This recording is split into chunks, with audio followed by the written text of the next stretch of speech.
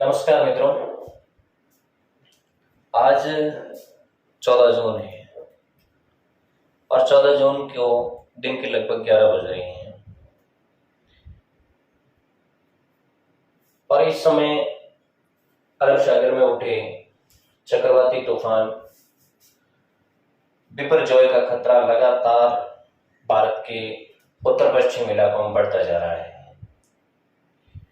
हमने कल जो डेटा एनालिसिस किया था विभिन्न साइट्स के माध्यम से और भारतीय मौसम विभाग के डेटा के माध्यम से,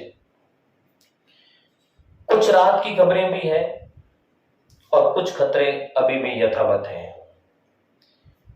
तो थोड़ा सा हम विश्लेषण कर लें कि जो सुबह के डेटा विभिन्न सैटेलाइट्स इमेजरी आई है उनसे क्या राहत की खबरें आई है और अभी भी किन क्षेत्रों पर अप्रोक्सीमेटली खतरा बना हुआ है, कितना खतरा बना हुआ है। और एक चीज हम ये भी डिस्कस करेंगे कि साइक्लोन की कंडीशन बनने से लेकर के अंत तक क्या रहती है। इन 3-4 चीजों पर हम जनरल डिस्कस करेंगे। देखो, अभी साइक्लोन कहाँ है, थोड़ा हम इस पर डिस्कस कर लें। अभी उसकी एग्जिट लोकेशन कहां बनी हुई है।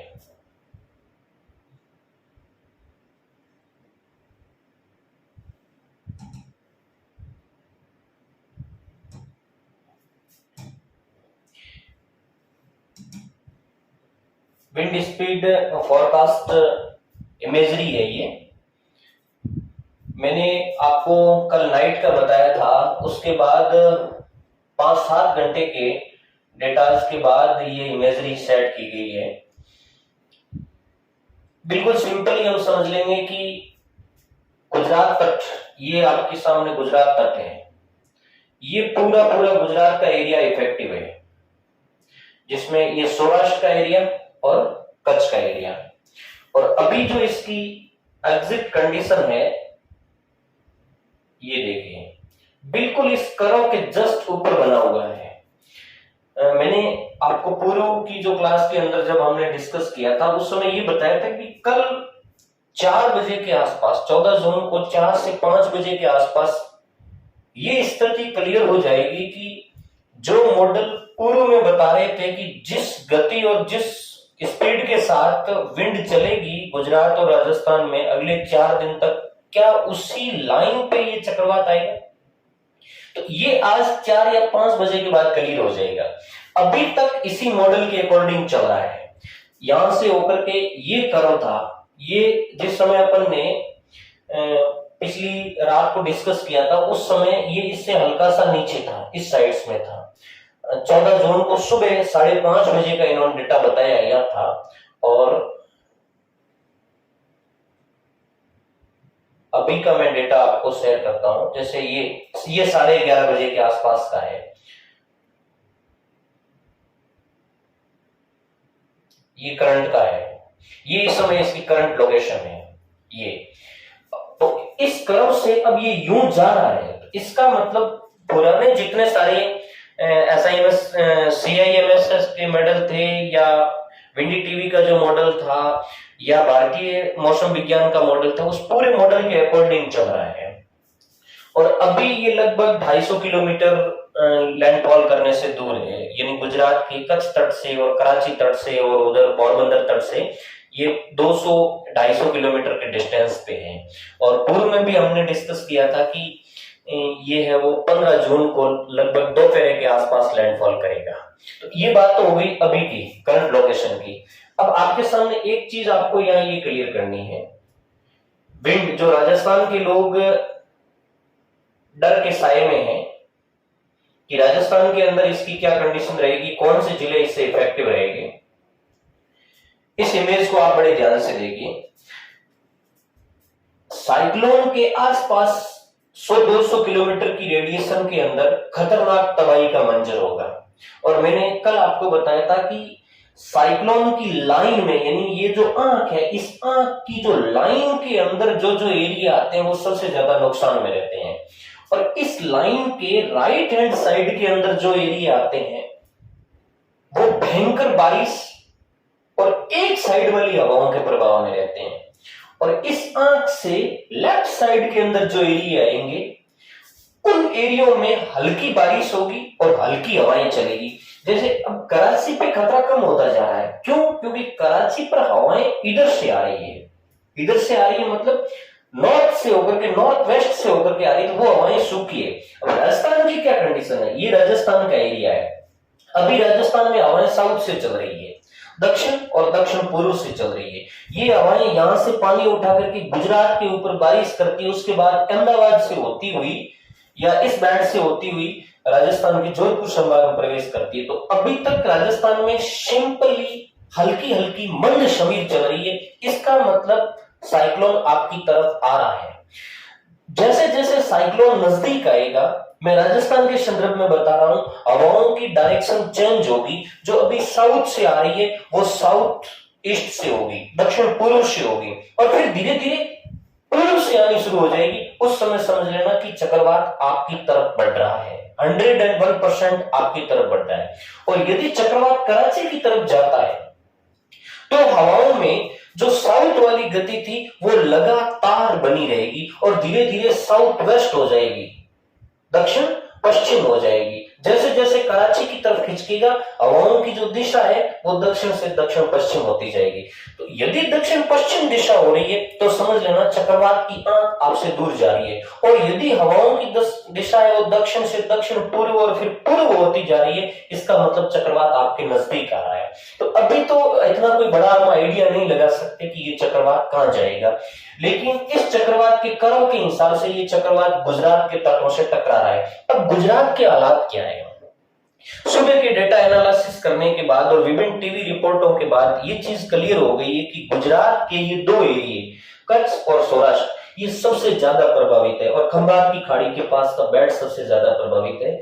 और यहां तक कि गुजरात के 10 जिलों में तो ऑरेंज अलर्ट जारी कर दिया गया है, और लगभग 10 से 12 एनडीआरएफ की टीमें गुजरात के तट के आसपास स्टैब्लिश कर दी गई है, जिसमें कच्छ का एरिया है, और कच्छ के अलावा जामनगर है, जूनागढ़ है, द्वारका है, राजकोट है, वलसाड़ है, सोमनाथ है, मोरबी है, बड़ोदरा है, गांधीनगर है। इनके आसपास के एरियो में बड़ी मात्रा में एनडीआरएफ की टीमें पहुंच चुकी है, और गुजरात के कच्छ क्षेत्र और सौराष्ट्र क्षेत्र का जो तटवर्ती इलाका है वहां भयंकर तबाही अब शुरू हो गई है। ऐसा नहीं है कि लैंडफॉल करने के बाद तबाही होगी, नहीं, क्योंकि इस एरिया के अंदर ये विंड तो अभी जा रही है, ये यहाँ आ रही है, ये यहाँ आ रही है, तो इस बेल्ट में तो अभी है वो चक्रवात के खतरे बढ़ चुके हैं यहाँ और यहाँ, और अभी तेज बारिश हो रही है। और सुबह तक लगभग 40,000 लोगों को सुरक्षित शेल्टरों में पहुंचा दिया गया है गुजरात के तट, गुजरात के कच्छ और पोरबंदर के तट से। तो ये तो हो गई इसकी करंट सिचुएशन की बात। अब थोड़ा सा हम देख लें कि क्या खतरे में कोई कमी आई है। तो हाँ, एक चीज जरूर हुई है, कल शाम और सुबह के डेटा एनालिसिस करने के बाद मौसम वैज्ञानिक इस बात पे पहुंचे हैं कि जो साइक्लोन की गति थी, विंड की गति थी, वो गति कम हो रही है। पहले ये एक्सट्रीमली सीवियर साइक्लोन था। थोड़ा मैं आपको, ये थोड़ी टेक्निकल भाषा है, बहुत इजी करके बताता हूं। जब कोई चक्रवात पैदा होता है तो शुरुआत में हवाओं की गति होती धीमी, और धीरे धीरे धीरे धीरे उसमें हवाओं की गति बढ़ती जाती है, और हवाओं की बहुत तेज गति हो जाती है, उसको हम कहते हैं सुपर साइक्लोन। सुपर साइक्लोन किस कंडीशंस को बोलेंगे, मैं सुपर साइक्लोन की कंडीशन आपको बताता हूं।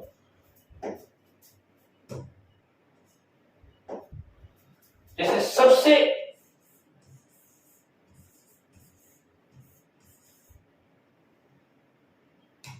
तेज हवा होगी उस कंडीशंस को बोलेंगे सुपर साइक्लोन, और सुपर साइक्लोन के अंदर हवाएं 220 किलोमीटर पर आवर से तेज गति से चलेगी। अभी तक ये जो चक्रवात था वो सुपर साइक्लोन की कंडीशन में नहीं था। सुपर साइक्लोन से नीचे की जो कंडीशन आती है वो अत्यंत गंभीर साइक्लोन होता है। अत्यंत गंभीर साइक्लोन या अत्यंत गंभीर चक्रवात। अत्यंत गंभीर जो साइक्लोन होते हैं इसको एक्सट्रीमली साइक्लोन कहते हैं, सीवियर साइक्लोन।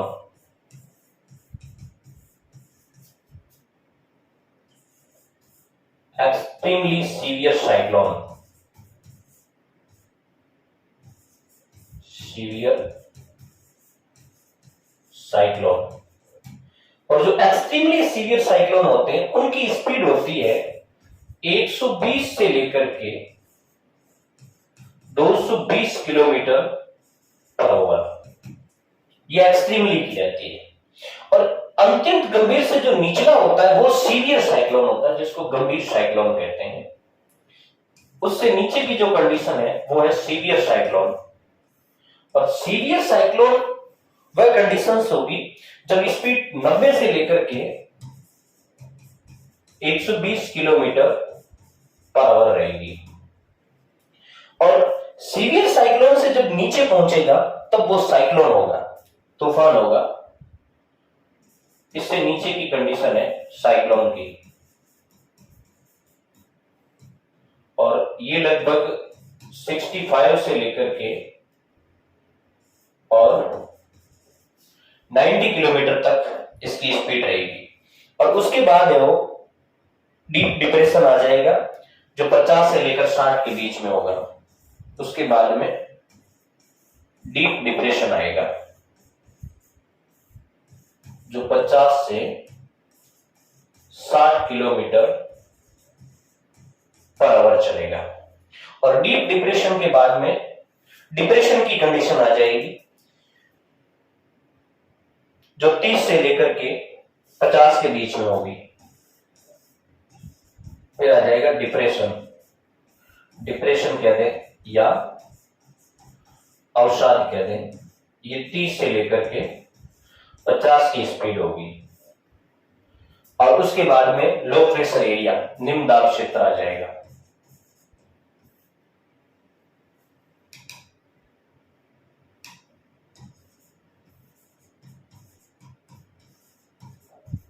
निम्न दाब क्षेत्र आ जाएगा।